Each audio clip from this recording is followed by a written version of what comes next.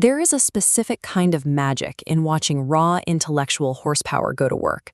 It operates like a well-oiled machine, frictionless and accelerating, turning impossible complexities into elegant solutions.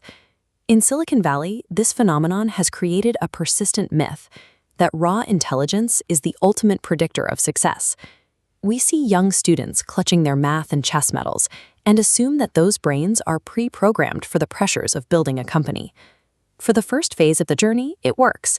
Extreme intelligence produces massive technical breakthroughs. You can invent something like CAPTCHA in a graduate lab just by thinking harder than everyone else in the room. But that same intellect routinely shatters when it's tasked with scaling a human organization. This creates a failure state called decision debt. A leader, paralyzed by the fear of choosing wrong, stops choosing entirely. This backlog of unmade choices clogs the system until the entire structure freezes, leaving a vacuum where company politics begin to take over.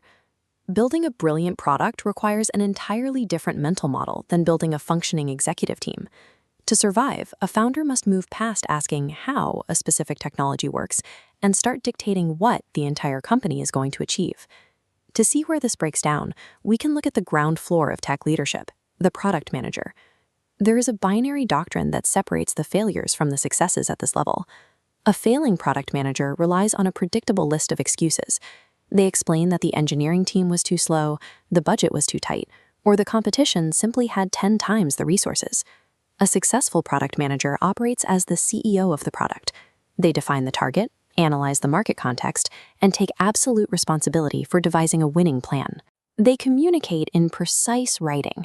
They anticipate serious product flaws before they manifest, and they focus their team entirely on delivering value to the customer, rather than spending their days reacting to technical fires.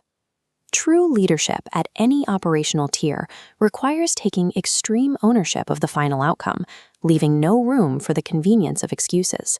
That standard is violently tested when an engineer CEO has to hire their first executive team, and the highest failure rate consistently occurs with one specific role, the VP of sales. Look at this behavioral flowchart.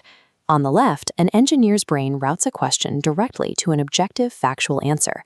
On the right, a salesperson hears the same question and calculates why it was asked, analyzing the motive to find leverage. As the diagram expands, you see how the salesperson uses that qualification process to surround and lock out the competition. It's an essential survival trait in the market, but to an engineer, it often feels evasive and culturally abrasive. In its early days, the enterprise software company, Okta, nearly collapsed over this exact dynamic. The founder wanted to hire an enthusiastic, friendly cheerleader for the sales role.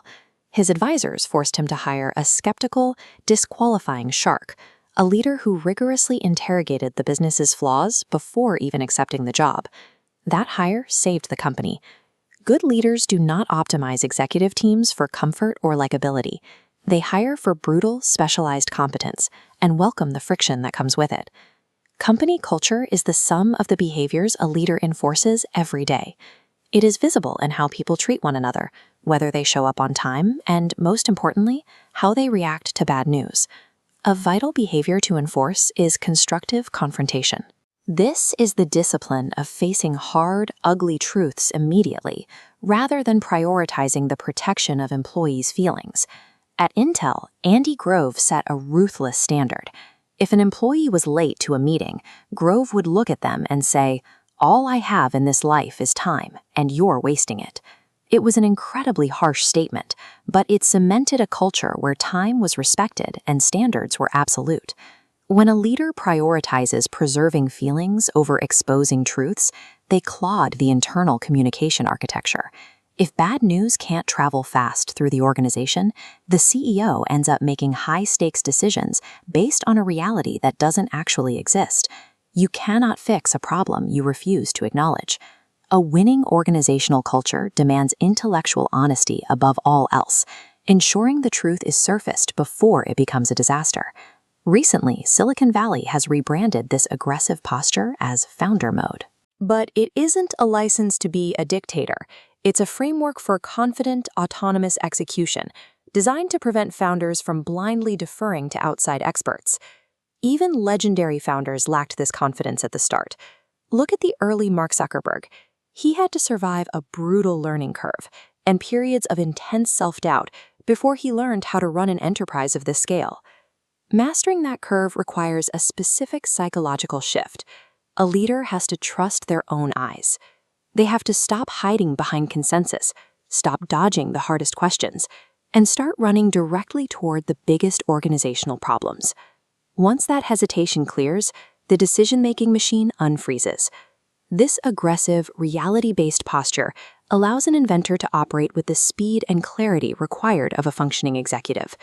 Whether you are managing a single software feature or a global enterprise, the rule remains the same. You are the CEO of your domain. Act like it, confront the truth, and execute without hesitation.